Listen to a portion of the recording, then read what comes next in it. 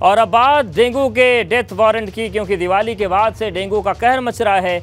हर दिन आंकड़ा बढ़ता जा रहा है। आज सरकार की तरफ से डिप्टी सीएम ब्रजेश पाठक ने दावा किया कि यूपी में अभी तक डेंगू के सिर्फ 7,000 मामले आए हैं, लेकिन दूसरे शहरों के आंकड़े जो हैं वो सवाल उठा रहे हैं।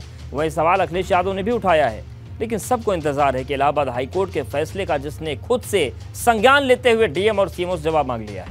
मतलब डेंगू को लेकर लापरवाही बर्दाश्त नहीं होगी।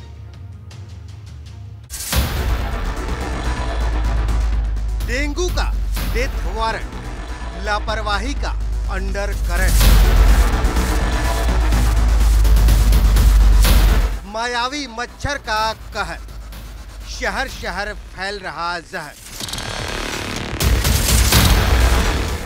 एक तरफ पॉल्यूशन दम घोट रहा है, दूसरी तरफ डेंगू के मामले थमने का नाम नहीं ले रहे हैं। हालात बेकाबू होते जा रहे हैं। वहीं सवाल डेंगू के आंकड़ों का भी है। दावा किया जा रहा है कि जो आंकड़े बताए जा रहे हैं, असल आंकड़े उससे कहीं ज्यादा हैं। और इन्हीं आरोपों पर अब डिप्टी सीएम ब्रजेश पाठक ने सफाई देते हुए कहा है कि 1 जनवरी से अब तक सिर्फ 7,000 मामले आए हैं। पिछली वर्ष इस महीने में 18,000 मरीज थे, अब हमारे पास 7,000 मरीज हैं। केवल मीडिया में पैनिक फैलाया जा रहा है। स्थितियां पूरी तरह नियंत्रण में हैं और हर अस्पताल में बेड आरक्षित कर दिए गए हैं। पूरी तरह से प्रशासन लगा हुआ है और हमारी जिम्मेदारी राउंड द क्लॉक हम लोग काम कर रहे हैं।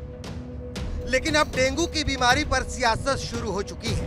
अखिलेश का आरोप है कि जहां भाजपा के मेयर और चेयरमैन हैं, वहीं हालात ज्यादा बिगड़े हैं। अखिलेश ने तंज कसते हुए कहा है कि पता नहीं मुख्यमंत्री की मशहूर 11 और 9 टीमें कहां बिजी हैं। लेकिन ये किसी के गले नहीं उतर रही है।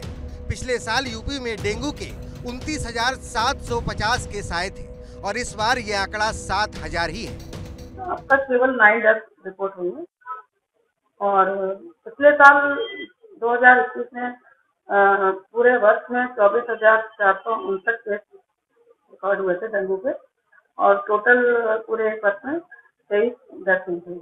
तो हम उम्मीद करते हैं कि इस बार जिस तरह से अभी हमारा बेहतर है, केसेस भी कम है, डेथ भी कम है, तो ऐसे ही अगर रहेगा कंट्रोल तो अगले 15 दिन तक डेंगू का सीजन लगभग समाप्त होने की संभावना में दिखती है। वहीं अलग अलग शहरों के अस्पतालों की आ रही तस्वीर सवाल उठा रही है।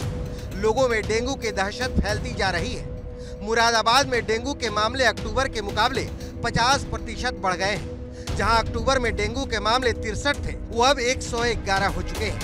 जनपद में लगभग 111 केस अभी हमारे जो कंफर्म डेंगू केसेस यहाँ पे हमें रिपोर्ट हुए हैं।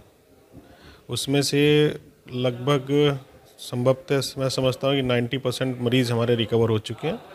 5-6 पेशेंट हमारे जिला अस्पताल में अभी इस समय मौजूद भर्ती हैं, लेकिन उसमें भी कोई इस तरह की कोई चीज़ नहीं कि वो खतरे में हो।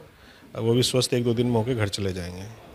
डेंगू को लेकर एक नाराजगी इलाहाबाद हाईकोर्ट ने भी जताई है और खुद से संज्ञान लेते हुए प्रयागराज के डीएम, सीएमओ, नगर आयुक्त को तलब किया है, जिन्हें 4 नवंबर को सुबह 10 बजे कोर्ट में हाजिर होकर रिपोर्ट देनी है।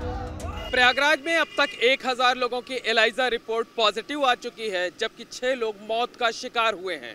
हालांकि ये सरकारी आंकड़े जमीनी हकीकत से कोसों दूर हैं। इलाहाबाद हाईकोर्ट ने भी माना है कि अधिकारी ग्राउंड जीरो पर काम करने के बजाय आंकड़ों की बाजीगरी में लगे हुए हैं। हाईकोर्ट ने इस मामले में सुओ मोटो लेते हुए अफसरों को कड़ी फटकार लगाई है और कई अधिकारियों को शुक्रवार को अदालत में तलब भी कर लिया है। मतलब एकदम साफ है, डेंगू का डंक धीरे धीरे पूरे प्रदेश में फैलता जा रहा है और अब सबकी नजर हाई कोर्ट पर टिकी हुई है, क्योंकि अगर हाई कोर्ट ने कोई हार्ड लाइन ले ली तो इसको लेकर सियासत भी हार्ड हो जाएगी। Bureau report, ABP Ganga. और अब बात लखनऊ के लाक्षागृह की, क्योंकि आज लखनऊ की प्रिंस मार्केट उस वक्त आग की लपटों में झुलस गई जब देश की राजधानी प्रदूषण से जूझ रही थी। यह आग इतनी भयानक थी कि देखते ही देखते लाखों की संपत्ति राख हो गई। लेकिन बड़ा सवाल यह है कि क्या लखनऊ के लेवाना होटल में हादसे से कुछ नहीं सीखा? क्योंकि आज एक हादसा मथुरा के वृंदावन में भी हुआ, जहां गार्डन होटल में आग लगने से 2 लोगों की मौत हो गई।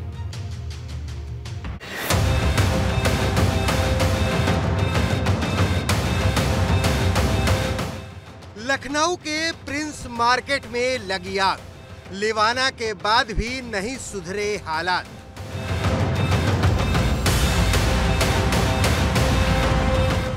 लापरवाही की हद पार, करोड़ों की संपत्ति राख।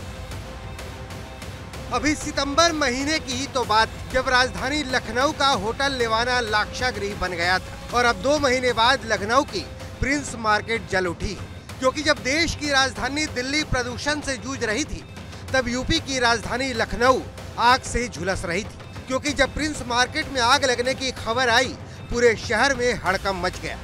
जिस जगह मार्केट थी उसके ऊपर एक कोचिंग थी जिसमें 40 बच्चे फंसे हुए थे। हालांकि पुलिस की सूझबूझ ने सबको सुरक्षित बाहर निकाल लिया, लेकिन देखते ही देखते करोड़ों की संपत्ति राख हो गई। अभी व्यापारियों द्वारा हमको जानकारी दी गई, उस जानकारी से हम लोग यहाँ पर मौके पर आए हैं। प्रिंस कॉम्प्लेक्स में ऊपर फर्स्ट फ्लोर पे एक किसी ऑफिस में आग लगी है, जिसको अग्निशमन के अधिकारियों ने आकर के बुझा दिया है। आग पे काबू हो गया, किसी तरह की कोई दुर्घटना नहीं घटी है, ईश्वर की बड़ी कृपा है। कौन सी कोचिंग चल रही है? कोई कोचिंग नहीं चल रही है। कैसे आग लगी? आग तो ऑफिस बंद था, उसमें आग लगी है, बंद ऑफिस में लगी है। कोई दुर्घटना नहीं, किसी तरह की नहीं। कोचिंग बंद थी, कोचिंग खाली बंद है। कोविड के बाद कोई कोचिंग खुली नहीं। यहाँ किसी का पूरी तरह से आकलन नहीं कर लेते हैं, तब तक हमारे स्तर से किसी भी प्रकार की टिप्पणी करना उचित नहीं है। आग लगी है, शॉर्ट सर्किट से भी आग हो सकती है, अन्य कोई कारण हो तो वो भी परीक्षण के बाद ही बताया जा सकता है। तो इतना कहना चाहता हूँ कि सभी पुलिसकर्मी और अग्निशमन दल के जो हमारे लोग हैं यहाँ मौके पर पहुँच गए थे। आग को तुरंत नियंत्रित कर लिया गया था, बुझा दिया गया था और जितने भी लोग अंदर थे उन्हें भी बाहर निकाल लिया। लेकिन बड़ा सवाल ये है कि आखिर ये हादसा हुआ कैसे, क्योंकि जब लखनऊ के लेवाना होटल में आग लगी थी तब प्रशासन ने बिना फायर अप्रूवल के कोई भी होटल, कोई भी कोचिंग, कोई भी अस्पताल चलाने पर रोक लगाने की बात कही थी। लेकिन प्रिंस मार्केट के पास न फायर अप्रूवल था, फिर भी ये मार्केट धड़ल्ले से चल रही थी। लेकिन लगता है कि प्रशासन ने ना सीखने की कसम खा ली है, क्योंकि जहां एक तरफ लखनऊ की मार्केट में आग लगी तो एक हादसा मथुरा के वृंदावन में भी हुआ, जहां गार्डन होटल में आग लगने से हड़कंप मच गया। ये आग इतनी खतरनाक थी कि 2 लोगों की मौत हो गई।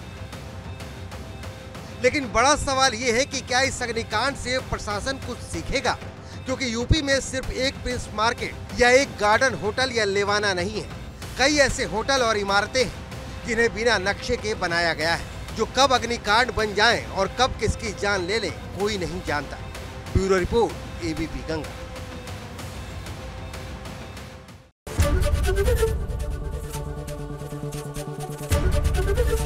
एबीपी गंगा, खबर आपकी, जुबान आपकी।